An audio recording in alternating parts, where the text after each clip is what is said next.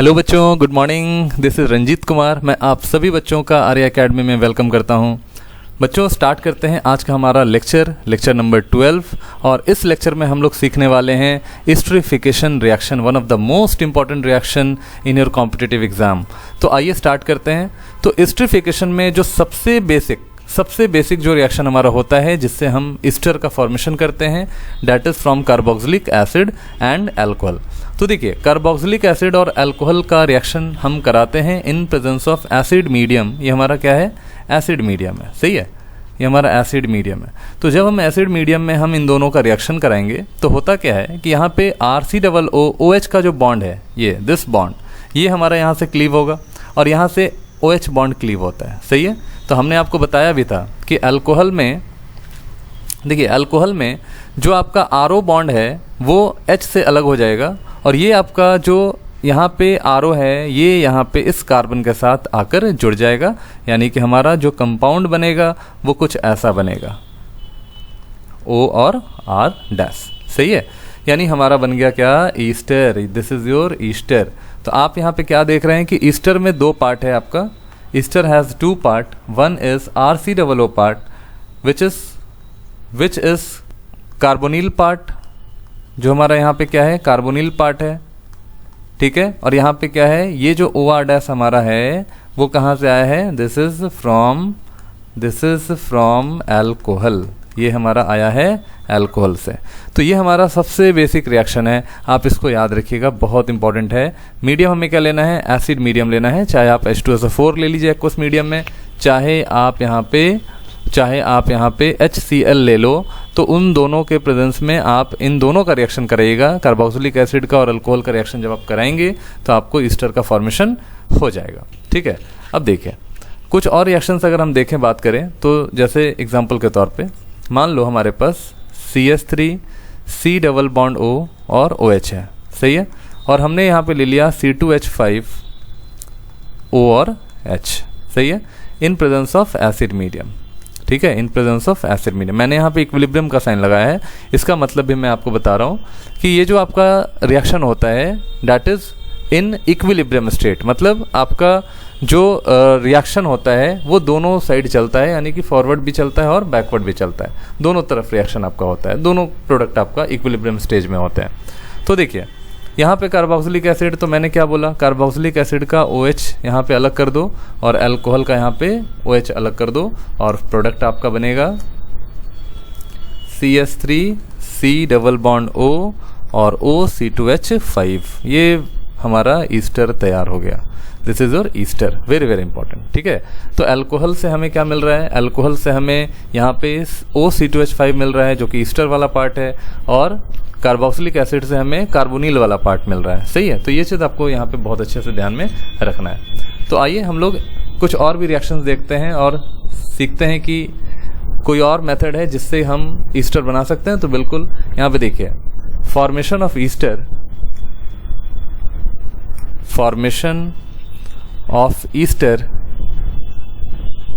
From acid एनाहाइड्राइड,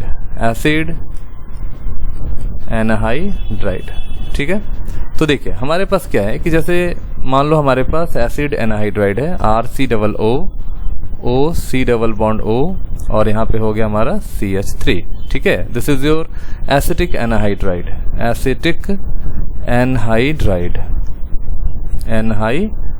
सही है। अब इसका रिएक्शन हमने करा दिया अल्कोहल के साथ, CH3OH। This is your alcohol, ये हमारा क्या हो गया? अल्कोहल हो गया। तो वही चीज़, सेम चीज़ हमने जैसे आपको बोला था कि कार्बोनिल में, जैसे आपका कार्बोक्सिलिक एसिड में जो आपका OH है ना, ये आपका लिविंग पार्ट होता है, यानी कि लिविंग ग्रुप होता है ना। यहाँ भी जो एनाहाइड्राइड है, ये वाला जो पोर्शन है हमारा, this is your leaving group, ये हमारा क्या हो जाएगा? लिविंग ग्रुप हो जाएगा। अब इसका रिएक्शन हमने अल्कोहल के साथ कराया तो क्या होगा? ये लिविंग ग्रुप किसके साथ चला जाएगा? H के साथ चला जाएगा और ये बना लेगा कार्बोक्सिलिक एसिड। और जो OCH3 यहाँ पे दिख रहा है ये अटैच हो जाएगा यहाँ पे CH3CO के साथ। तो हमारा जो प्रोडक्ट आएगा, our product is CH3 C double bond O and OCH3, और एक जो प्रोडक्ट बनेगा हमारा वो हो जाएगा CH3 C double bond O H। सही है, तो ये हमारा प्रोडक्ट हो गया। तो आपको इसको अच्छे से ध्यान में रखना है कि ईस्टर का फॉर्मेशन एनहाइड्राइड से भी हो सकता है और ईस्टर का फॉर्मेशन हमारा कार्बोक्सिलिक एसिड से भी हो सकता है। अल्कोहल हमारा कॉमन होना चाहिए। दूसरा देखिए, एक और हमारा है फॉर्मेशन। देखिए, formation of ester from acid chloride. तो चलिए एसिड क्लोराइड से देखते हैं कैसे बनाएंगे। तो देखिए, जैसे हमारे पास RC डबल बॉन्ड O और Cl है, this is your acid derivative, acid chloride है हमारे पास। अब दूसरा हमने ले लिया यहाँ पे R-OH, अल्कोहल ले लिया। लेकिन इस बार हमें क्या चाहिए? इस बार हमें चाहिए पायरिडीन नाम का बेस चाहिए। ठीक है, तो देखिए पायरिडीन नाम का जो बेस है वो करता एक्चुअली क्या है कि यहाँ पे होता क्या है, यहाँ पे ये जो लिविंग ग्रुप है आपका, ठीक है, RC डबल O और Cl के बीच में, ये इस वाले H के साथ कंबाइन करके यहाँ पे HCl बनाएगा और RC डबल बॉन्ड O और यहाँ पे क्या हो जाएगा, O और R- हो जाएगा और साथ में क्या हो जाएगा आपका HCl बन जाएगा। सही है, तो this is called your Easter. ये आपका ईस्टर बन गया, यहाँ पे हाइड्रोजन क्लोराइड बन गया। अब देखिए, चूंकि हाइड्रोजन क्लोराइड को रिएक्शन में दोबारा रिएक्ट नहीं करने के लिए हम पैरिडीन लेते हैं। चूंकि पैरिडीन क्या है कि एक बेस है, पैरिडीन एक बेस है और ये बेस क्या करता है, इस वाले HCl को क्या करता है, वो अपने साथ कंबाइन कर लेता है जिससे कि हमारा रिएक्शन जो है वो बैकवर्ड नहीं जाए। ठीक है, तो पैरिडीन का काम बस यही है कि इस HCl के साथ वो रिएक्ट करके वो एक कंपाउंड के फॉर्म में वहां रहेगा, लेकिन वो रिएक्शन को बैकवर्ड नहीं करेगा। ठीक है, तो इस चीज को आप यहाँ पे ध्यान रखिएगा। तो 3 मेथड था जिसके ऊपर हमने बात किया है। हमने आपको पहली बात बताई कि कार्बोक्सिलिक एसिड से आप ईस्टर कैसे बनाएंगे। दूसरी बात हमने आपको बताया कि एनाहाइड्राइड से आप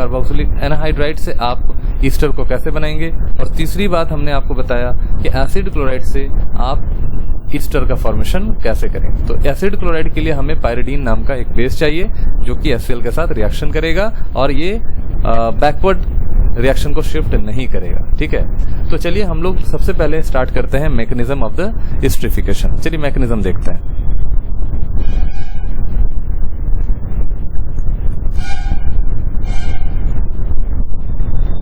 मैकेनिज्म ऑफ एस्टरिफिकेशन। तो आइए स्टार्ट करते हैं हम लोग। पहले हमारे पास RC डबल बॉन्ड O और OH है। ठीक है ना, तो दिस इज योर स्टेप 1, ये हमारा स्टेप 1 है, दिस इज आवर स्टेप 1। तो हमने क्या किया था कि हमने ये जो रिएक्शन है, एस्टरिफिकेशन का जो रिएक्शन है, उसे हम लोगों ने किया था एसिड मीडियम में। ठीक है, तो एसिड मीडियम में कहने का मतलब है कि हमें क्या लेना है, H+ लेना है और चूंकि अल्कोहल भी साथ में है, ठीक है, अल्कोहल के साथ ही हमें रिएक्शन कराना है। तो एक्चुअली यहाँ पे H+ और ROH, देखिए H+ और ROH रहेगा ROH इसके फॉर्म में, इस फॉर्म में रहता है। ऑलवेज ध्यान रखिएगा, मैकेनिज्म को बहुत अच्छे से समझना है ना, ये बहुत इंपॉर्टेंट है। तो जब भी अगर H+ अल्कोहल वाले सॉल्वेंट में अगर है तो वो इस फॉर्म में रहेगा। ठीक है, दिस फॉर्म में। तो अब होता क्या है कि सबसे पहले ये जो आपका ऑक्सीजन है, ठीक है, यहाँ पे जो आपको ऑक्सीजन दिख रहा है, ये सबसे पहले इस वाले प्रोटॉन को ट्रैप करेगा। ठीक है, और जैसे ही इसने प्रोटॉन को ट्रैप किया, क्या बना, RC डबल बॉन्ड OH यहाँ पे प्लस हो गया और साथ में यहाँ पे आपका OH लगा हुआ है। सही है ना, ये OH है, यहाँ पे प्लस आ गया। क्यों? क्योंकि यहाँ से इसने H+ को ट्रैप किया। तो H+ को जैसे ही इसने ट्रैप किया है, यहाँ पे ऑक्सीजन के साथ H आ गया। ठीक है, ये बहुत अच्छी बात है। चलिए अब हम स्टेप 2 की बात करते हैं। देखिए हमारा स्टेप 2 चलेगा, स्टेप 2। तो देखिए हमारे सॉल्वेंट में क्या है, हमारे सॉल्वेंट में अल्कोहल प्रेजेंट है, ROH प्रेजेंट है। सही है ना, यही हमारा सॉल्वेंट है। अब ये क्या होगा, अपने इलेक्ट्रॉन पेयर को डोनेट करेगा। ठीक है, और यहाँ पे कौन सा रिएक्शन होगा, this is your nucleophilic addition reaction. यहाँ पे हमारा जो रिएक्शन होगा, this is your nucleophilic addition reaction होगा। सही है, तो यहाँ पे देखिए, यहाँ पे ये जो आपका ROH में ऑक्सीजन है, ये अपने इलेक्ट्रॉन पेयर को डोनेट करेगा इस कार्बन को। जैसे ही इलेक्ट्रॉन डोनेट किया, ये पाई इलेक्ट्रॉन शिफ्ट करके ऑक्सीजन पे चला गया। हमारा प्रोडक्ट कुछ ऐसा बनेगा, RC, यहाँ पे हो गया O और H, this is your OH पहले से है, और यहाँ पे लग गया हमारा, यहाँ पे हो गया O। ठीक है,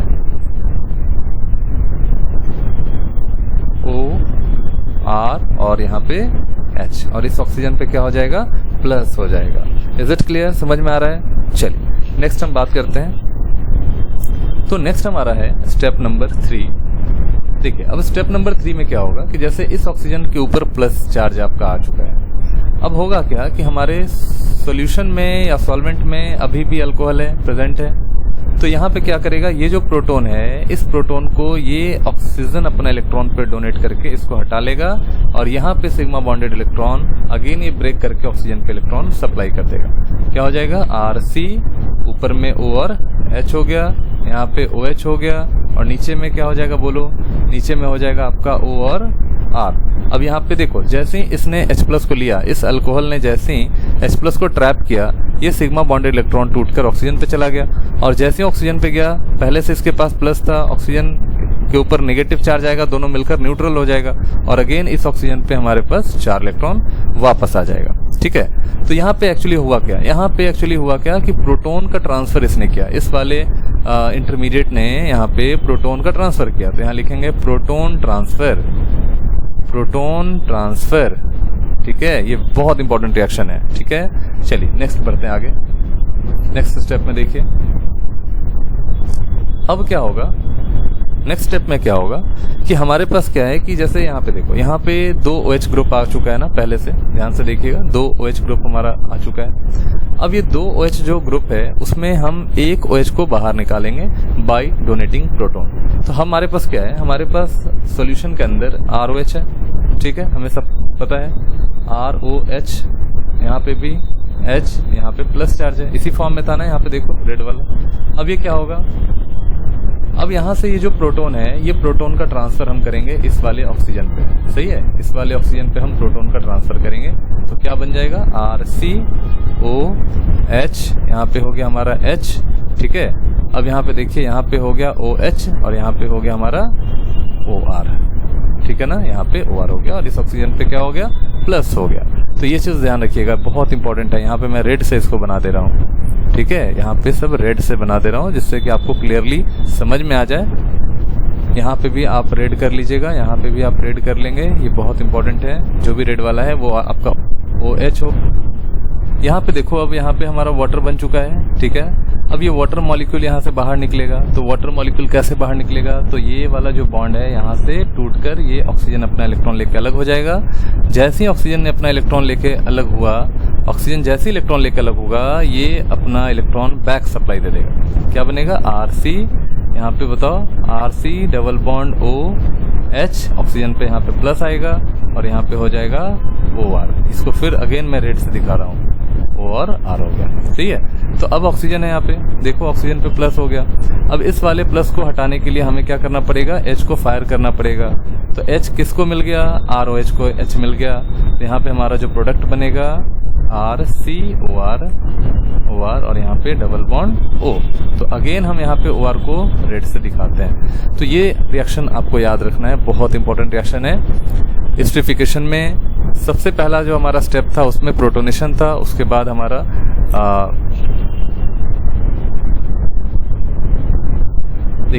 सबसे पहला प्रोटोनेशन के बाद हमारा न्यूक्लियोफिलिक एडिशन था अल्कोहल का। तो न्यूक्लियोफिलिक एडिशन हमने कार्बन पे कराया। उसके बाद यहाँ पे देखिए ये कुछ इस तरह का प्रोडक्ट बन रहा है। अगेन यहाँ से प्रोटोन का ट्रांसफर हो रहा है, अल्कोहल ने प्रोटोन को एक्सेप्ट किया।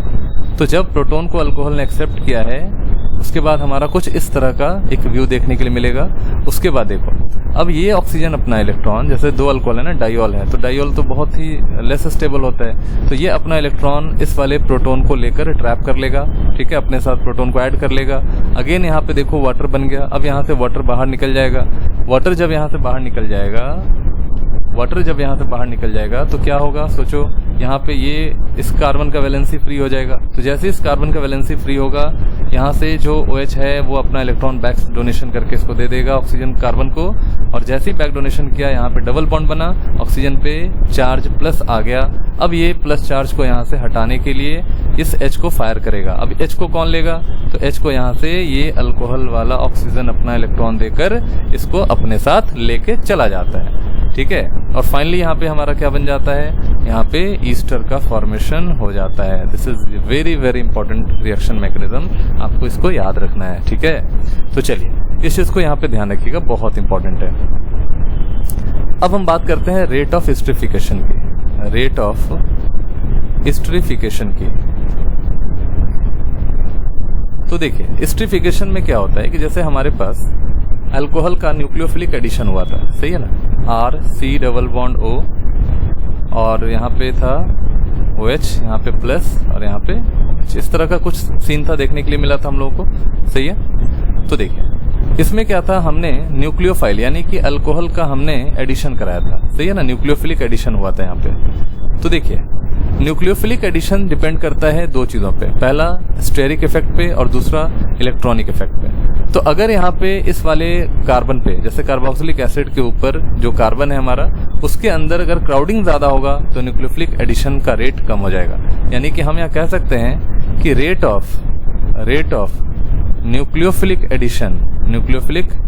एडिशन जितना ज्यादा होगा, इसका मतलब स्टेरिक क्राउडिंग उतना ही कम है, स्टेरिक क्राउडिंग उतना ही आपका कम होना चाहिए। तो ध्यान में रखिएगा कि जितना कम स्टेरिक क्राउडिंग होगा इस कार्बन पे, उतना ही ज्यादा रेट ऑफ न्यूक्लियोफिलिक एडिशन होता है। ये बहुत इंपॉर्टेंट है, ठीक है।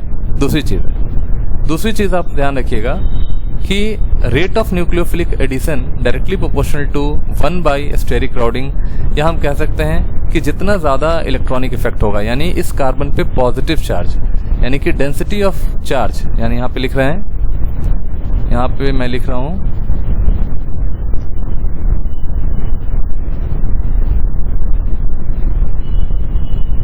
देखिए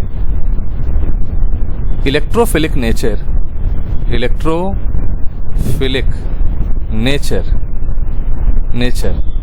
अगर इंक्रीज कर रहा है इस वाले कार्बोनिल कार्बन पे, तो आप ध्यान रखिएगा यहाँ पे न्यूक्लियोफिलिक एडिशन आपका ज्यादा होएगा, न्यूक्लियोफिलिक एडिशन जो है उसका रेट बढ़ेगा। तो इलेक्ट्रोफिलिक नेचर कैसे होगा, तो यहाँ इलेक्ट्रॉन विड्रॉइंग ग्रुप लगा रहेगा, तो आपका वो क्या हो जाएगा, उसका इलेक्ट्रोफिलिक नेचर बढ़ेगा और उसके वजह से न्यूक्लियोफिलिक एडिशन ज्यादा फास्ट होगा। तो ये चीज ध्यान रखिएगा, इलेक्ट्रोफिलिक नेचर हमारा बढ़ना चाहिए, और जितना ज्यादा इलेक्ट्रोफिलिक नेचर बढ़ेगा न्यूक्लियोफिलिक एडिशन उतना ही हमारा ज्यादा हो जाएगा। Is it clear? दूसरी चीज, इन केस ऑफ अल्कोहल,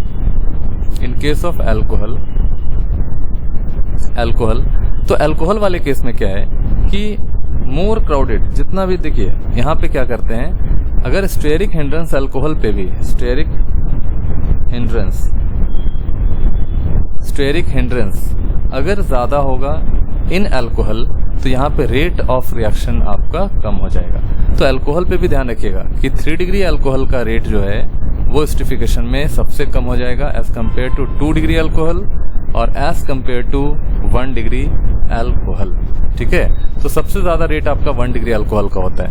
तो ये चीज हमें बहुत अच्छे से ध्यान में रहना चाहिए कि न्यूक्लियोफिलिक एडिशन किस पे डिपेंड करता है। तो न्यूक्लियोफिलिक एडिशन का जो रेट है वो स्टेरिक क्राउडिंग पे डिपेंड करता है। दूसरी चीज है कि इलेक्ट्रोफिलिक नेचर पे भी डिपेंड करता है। अगर इलेक्ट्रोफाइल का नेचर बढ़ेगा यानी इलेक्ट्रॉन विड्रॉइंग होगा, तो आप समझ लीजिएगा वहां पे न्यूक्लियोफिलिक एडिशन फास्ट हो जाएगा, ठीक है। चलिए एक रिएक्शन और मैं आपको दिखाता हूं, देखिए।